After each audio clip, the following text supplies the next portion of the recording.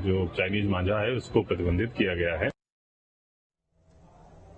छत्तीसगढ़ में सियासी संग्राम जारी है। भानु प्रतापपुर विधानसभा उपचुनाव में वोटिंग से ठीक पहले छत्तीसगढ़ विधानसभा में आरक्षण संबंधी विधेयक पारित हो गया है।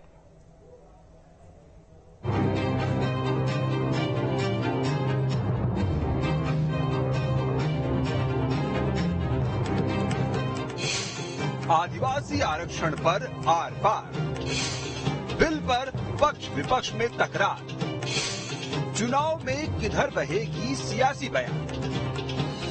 जी हां, आदिवासी बाहुल्य भानु प्रतापपुर में चुनाव प्रचार थमने के करीब 24 घंटे पहले छत्तीसगढ़ विधानसभा में आरक्षण पर विधेयक पेश कर दिया गया। जानकारी के मुताबिक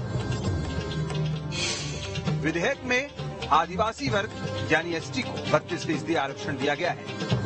अनुसूचित जाति को 13% आरक्षण, अन्य पिछड़ा वर्ग को 27% आरक्षण और सामान्य वर्ग के गरीबों को 4% आरक्षण का प्रस्ताव है। आरक्षण कम करने का काम भारतीय जनता पार्टी ने किया। अनुसूचित जाति का 16 से 12% किया। हमारे माननीय मुख्यमंत्री जी ने 12% को बढ़ा के 13% किया। जितना हमारा सेंसस में हमारा अनुसूचित जाति का आरक्षण है उतना हमको वापस किया उन्होंने। लेकिन ये भारतीय जनता पार्टी का लोग विरोध कर रहे हैं, आरक्षण कटौती खुद करते हैं।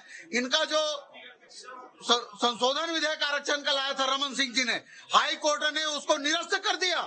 इसलिए हम सुप्रीम कोर्ट में गए हैं। वो मामला अलग है और ये मामला अलग है।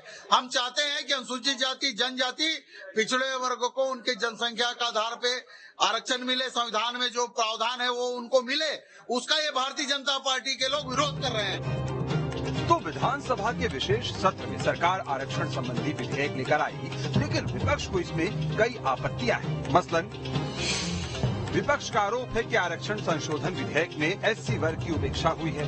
एससी वर्ग को 13% की जगह 16% आरक्षण मिलना चाहिए था, क्योंकि 2012 से पहले एससी वर्ग को 16% आरक्षण मिल रहा था। वहीं ईडब्ल्यूएस को 4% आरक्षण के बजाय 10% आरक्षण मिलना चाहिए।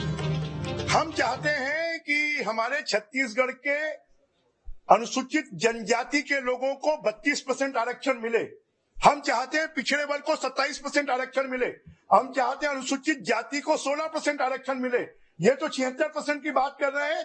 हम तो चाहते हैं 78% आरक्षण हो, परंतु उस आरक्षण का फायदा यहाँ के जनजाति समाज को, यहाँ के पिछड़े वर्ग को, यहाँ की जाति समाज को मिलना चाहिए। परंतु कांग्रेस के लोग नहीं चाहते कि उनको आरक्षण मिले।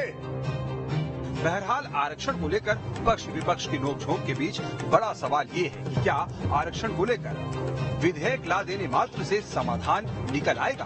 आखिर नियम क्या कहता है? तो जानकारी के मुताबिक आरक्षण पर बिलासपुर हाईकोर्ट ने 19 सितंबर 2022 को फैसला सुनाया था। फैसले के पैराग्राफ 81 में SC/ST को 12 से 32% आरक्षण को वैध नहीं माना गया था। कोर्ट ने जनसंख्या के अनुपात में आरक्षण को सही नहीं माना था। कोर्ट ने कहा था कि सिर्फ प्रतिनिधित्व को अपर्याप्त बताकर 50% की सीमा को नहीं लांघ सकते। कोर्ट ने नौकरी, शिक्षा की प्रतियोगिता में जगह नहीं बना पाने को भी विशिष्ट परिस्थिति नहीं माना था। नियम के विरुद्ध जाकर पहले भी हाई कोर्ट में हम हारे हैं, सुप्रीम कोर्ट में केस चल रहा है और सुप्रीम कोर्ट में केस चलते हुए हम विधानसभा का सत्र बुलाकर अवैधानिक काम कर रहे हैं। अगर हम उसको नियम, कायदे, कानून के अनुसार पास करेंगे तो छत्तीसगढ़ के अनुसूचित जाति, जनजाति, आदिवासी समाज को फायदा मिलेगा।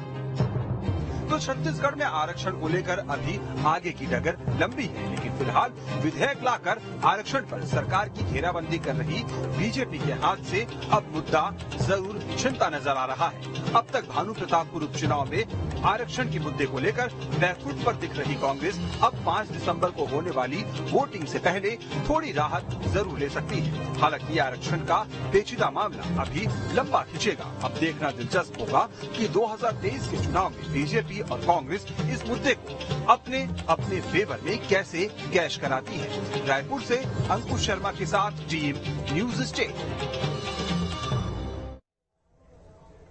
मुख्यमंत्री शिवराज सिंह चौहान एक बार फिर से एक्शन